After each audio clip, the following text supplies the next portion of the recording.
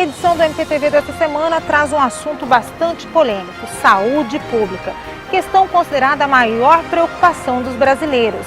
E já que saúde é um direito de todos, o Ministério Público do Estado de Mato Grosso está em busca de alternativas que possam minimizar o drama vivido pela sociedade. Pesquisas revelam que saúde é a maior preocupação do brasileiro. E a tentativa de obter medicamentos, exames, cirurgias ou tratamentos aos quais os pacientes não conseguem ter acesso pelo SUS ou até mesmo pelos planos privados tem feito com que o cidadão procure cada vez mais a justiça para receber o atendimento. E essa judicialização da saúde tem crescido em ritmo acelerado nos últimos anos. Só no ano passado foram bloqueados do estado de Mato Grosso 100 milhões de reais para colher liminares relativas a atendimentos e procedimentos médicos. E na tentativa de reduzir essa demanda judicial, o Ministério Público tem buscado parcerias para que os municípios atuem na prevenção e amenize o caos vivido na saúde pública. E enquanto agente político, uma das frentes de trabalho da atual gestão do Ministério Público tem sido conhecer os modelos dos consórcios de saúde, que surgiram como alternativa para melhorar o acesso à saúde da população, além de utilizar melhor os recursos financeiros. A gente entende que em momentos de crise, como o que Mato Grosso passa, que o Brasil vem passando, a gestão dos recursos públicos tem que ser a mais eficiente possível. E ela vai ser a mais eficiente possível na medida que ela levar em consideração a economia de escala e a gente ganhar com o poder de compra coletiva. Na busca das melhores práticas realizadas nessa área, o Procurador-Geral de Justiça, juntamente com o Tribunal de Contas do Estado e a Associação Mato Grossense dos Municípios, visitaram em Curitiba o Consórcio Paraná Saúde, que tem como finalidade a aquisição de medicamentos e gerenciamento centralizado de recursos. Em Mato Grosso, a viagem contemplou a capital nacional do agronegócio, Sorriso. E o objetivo da visita da equipe do Ministério Público foi conhecer o modelo de gestão do Consórcio Público de Saúde Vale do Telespires, atualmente presente em 15 municípios. E a proposta é que ele se estenda para todo o estado. Ao mesmo tempo em que a descentralização é um desafio, tomar ações em conjunto é uma iniciativa que amplia o poder de articulação da gestão municipal. E a economia no valor de aquisição de medicamentos, por exemplo, pode chegar a 50%. A cada 30 dias temos reuniões com todos os prefeitos onde nós discutimos as ações e o planejamento do ano em termos de gestão pública de compras de serviços. Hoje nós compramos, além de remédios, através de pregão, também compramos serviços laboratoriais e algumas cirurgias também terceirizadas. Além de que nós estamos em um processo muito próximo com o governo do estado na busca do gerenciamento do Hospital Regional de Sorriso, que atende aqui esses 15 municípios. É neste espaço onde o Consórcio Público de Saúde Vale do Telespires reúne a equipe técnica de trabalho e define a atuação do sistema de compra coletiva de medicamentos e insumos de saúde para atender uma população estimada pelo IBGE em mais de 400 mil pessoas. Para se ter uma ideia da força do consórcio, no último pregão realizado este ano, o valor da compra era de aproximadamente 79 milhões de reais. Com o consórcio, foi possível reduzir o valor para cerca de 37 milhões de reais. Para o presidente do Tribunal de Contas do Estado, o modelo de gestão do consórcio é um poderoso instrumento de articulação, sendo capaz de viabilizar a entrega de um atendimento mais completo à população, permitindo ainda que escalas de produção aumentem, bem como os recursos financeiros sejam mais bem aproveitados. Temos problemas sérios, tanto o Ministério Público quanto o Tribunal de Contas identificou, através de auditorias, diferenças escandalosas de preços, de um município, do mesmo remédio de um município para outro, problemas de abastecimento, ou seja, desabastecimento, a falta de medicamentos em muitos municípios. Como no geral da saúde, é um processo, é um desgaste, é uma crise, e nós, órgãos fiscalizadores modernos, temos que ter, claro, o dever de fiscalizar, de punir, se for necessário, mas nós estamos trabalhando com a visão mais moderna no sentido de ajudar, de contribuir para que as soluções sejam alcançadas, para que os problemas sejam eliminados. Um termo de cooperação que define as funções e atribuições que competem a cada um dos parceiros foi elaborado. O documento está em fase de aprovação e até o próximo mês deve ser assinado por todas as instituições envolvidas em prol do consórcio público de saúde. Um outro tema que marcou a semana no Ministério Público foi a mediação de conflitos. A capacitação reuniu membros de todo o estado e nós conversamos com os facilitadores do curso. Quem vai falar sobre essas técnicas de mediação de conflitos aplicados ao Ministério Público são os nossos convidados, a Leila Duarte Lima e o Vladimir da Mata Gonçalves Borges, ambos de Brasília. Essa capacitação é uma das ações da Unidade Nacional de Capacitação, que inclusive o Vladimir, acho que fala um pouquinho melhor disso, né, Vladimir? A gente teve a criação da Unidade Nacional de Capacitação do Ministério Público no âmbito do Conselho Nacional do Ministério Público no ano passado. Então, é uma unidade nova. Entre as diretrizes da unidade está o estímulo, né, à melhoria, à formação dos membros e servidores do Ministério Público. E a unidade, por meio do seu presidente, né, o conselheiro Esdras Dantas, disponibilizou aos Ministérios Públicos esse curso, que um dos objetivos dele é auxiliar, né, os Ministérios Públicos na implementação, né, da Resolução 118, que foi a resolução que trouxe o incentivo à autocomposição, ou seja, a resolução consensual, né, de conflitos no âmbito do Ministério Público. E até nós estávamos conversando sobre essa lei da mediação, né? Que integra até esse movimento de mudança do sistema da justiça. Então, eu gostaria que você falasse para a gente que movimento é esse, que mudança é essa em que a mediação está inserida. Bom, a gente tem, nos últimos anos, né, se for contar nos últimos 10 ou 20 anos, a gente percebe o Judiciário e o Ministério Público e o Executivo buscando estimular esses mecanismos com a conciliação e a mediação. A Resolução 125 de 2010 do Conselho Nacional de Justiça foi um dos marcos, né, que estimulou o uso da mediação e da conciliação. Depois a gente teve, pegando um marco mais recente, né, a Lei 13.140, que é a Lei de Mediação, e o novo Código de Processo Civil, que também traz em diversos artigos o estímulo à autocomposição. E dentro do Conselho Nacional do Ministério Público foi editada a Resolução 118 para tratar justamente do incentivo a esses mecanismos. Então, a gente percebe que o Ministério Público assume esse papel preponderante no sentido de poder realizar e estimular a realização de mediações, negociações e outras formas de resolução consensual na esfera extrajudicial. Na esfera judicial, o Ministério Público vem trabalhando em conjunto, né, com o Judiciário. Mas na esfera extrajudicial é uma área que o Ministério Público tem um papel fundamental. E o papel do Ministério Público é essencial nesse contexto, porque o Ministério Público está mais próximo da sociedade, até em várias ações que ele tem, em várias promotorias, em várias atribuições que são próprias do Ministério Público.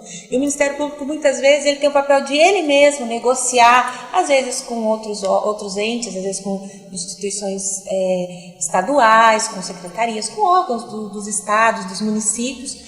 E o domínio de técnicas, tanto de negociação como de mediação, torna o Ministério Público mais efetivo e menos dependente de, eventualmente, uma ação judicial e uma decisão judicial. Então, esse aspecto da extrajudicialidade, desse diálogo com a sociedade, diálogo com outros órgãos, o Ministério Público tem papel preponderante. E nisso, as técnicas, com certeza, podem contribuir. Agora, que técnicas são essas, assim, que nós podemos explicar? Bom, a gente pode pensar, o curso ele foi oferecido com essa nomenclatura, técnicas de mediação de conflitos aplicadas ao Ministério Público, porque a gente tem o método ou o mecanismo de resolução de conflitos, que é a mediação estruturada, tem sua forma de ser apresentada.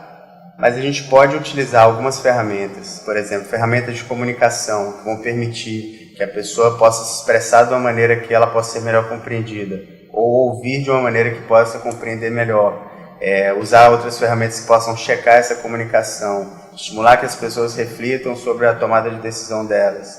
Ferramentas de negociação também, que a pessoa vai poder tanto negociar de uma forma mais estruturada, que tende a ter resultados mais positivos, como também percebendo que está numa negociação de múltiplas partes, agir de modo a que as outras partes, os outros atores possam também negociar de uma maneira mais colaborativa.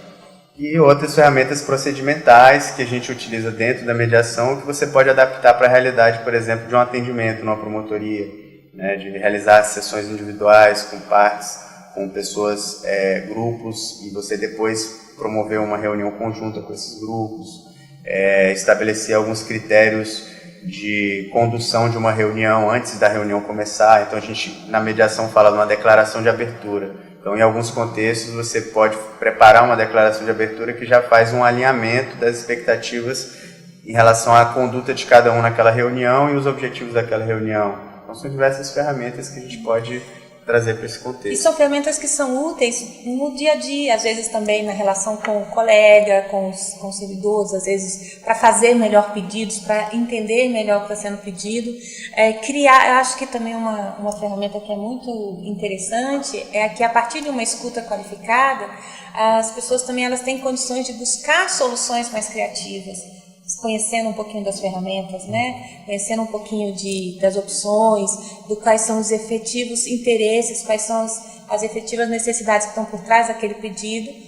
Uma vez que isso é identificado, podem buscar opções mais criativas que atendem melhor os interesses de todos. E é o que a gente fala, que aí, né, a gente tem resultados mais positivos, resultados ganha-ganha, como alguns falam. Então, para você chegar na fase de resolução de questões, que é a fase já mais para o final de uma mediação, em que aí sim você vai tratar de gerar opções de solução, e essas opções vão ter por base os interesses, as necessidades que foram descobertos e foram explicitados nas etapas anteriores.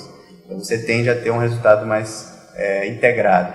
Uma outra ferramenta que é interessante, tanto na negociação quanto na mediação, é a pessoa ter uma certa medida de até que ponto um acordo é vantajoso, até que ponto não, judicialmente talvez eu conseguisse. E esse é um ponto interessante, porque às vezes as pessoas, quando conhecem a mediação, têm uma primeira abordagem, podem pensar, então a mediação, a negociação é melhor sempre do que um processo judicial, ou é sempre processo judicial ruim. Não, na verdade são opções, são mecanismos, como o Vladimir falou, e o importante é que a gente tenha domínio tanto desses mecanismos, tanto do processo quanto da mediação, da negociação, e que tenhamos parâmetros objetivos ou parâmetros para escolher até que ponto esse acordo é melhor, até que ponto uma decisão judicial para mim é melhor, ou é melhor eu tentar uma negociação. Então, essa também casos e casos. Vai depender da situação. E aí, uma das ferramentas que a gente fala também é essa. O mediador, ele faz essa facilitação do diálogo. Ele auxilia nessa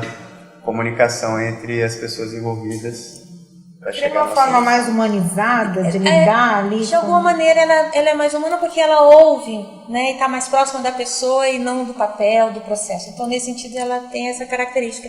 E a verdade, quando a gente fala em técnicas de mediação, a gente está a ideia é oferecer instrumentos a mais para que os promotores, para que os membros, eles possam, servidores, eles possam alcançar aquilo que, na verdade, é o que todo mundo quer. Que não é só resolver um processo, não é dar o que todo mundo espera é uma participação, é resolver efetivamente aquele conflito.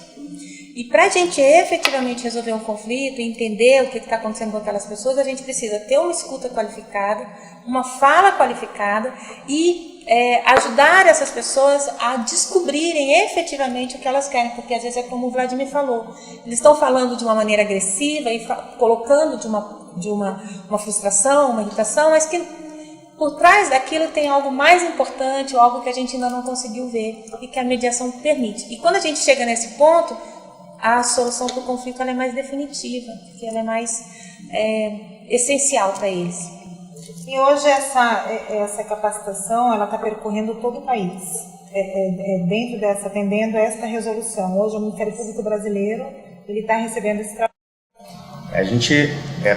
O Conselho Nacional do Ministério Público, já antes da resolução, né, já teve uma turma de alinhamento de formadores, de mediação, depois teve outras iniciativas, outras ações na Comissão de Direitos Fundamentais, por exemplo, dentro do CNMP.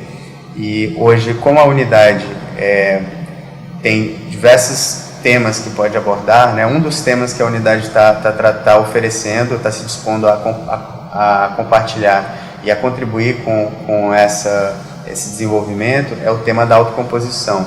Isso é apenas um dos cursos. A gente tem a possibilidade de, buscando também boas práticas, experiências em diversos ministérios públicos, que a gente tem até com bastante tempo de prática em justiça restaurativa, mediação de conflitos, conciliação e outras abordagens, que isso seja mais uma abordagem que possa contribuir com esse movimento para poder capacitar e melhor formar os membros e servidores, e ela está sendo feita por demanda. Então, os MPs solicitam, a gente faz um ajuste com os instrutores em relação à data e à logística, e a gente viabiliza o curso.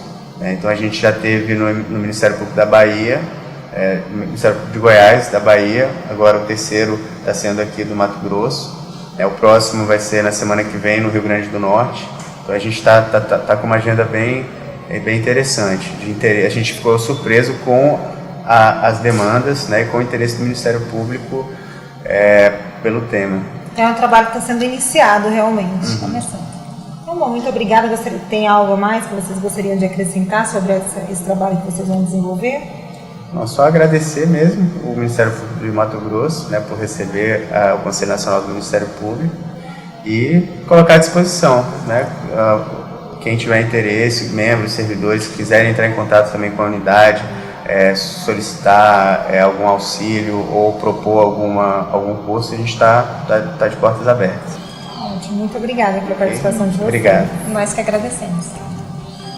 E na próxima semana voltamos com mais informações. Até lá!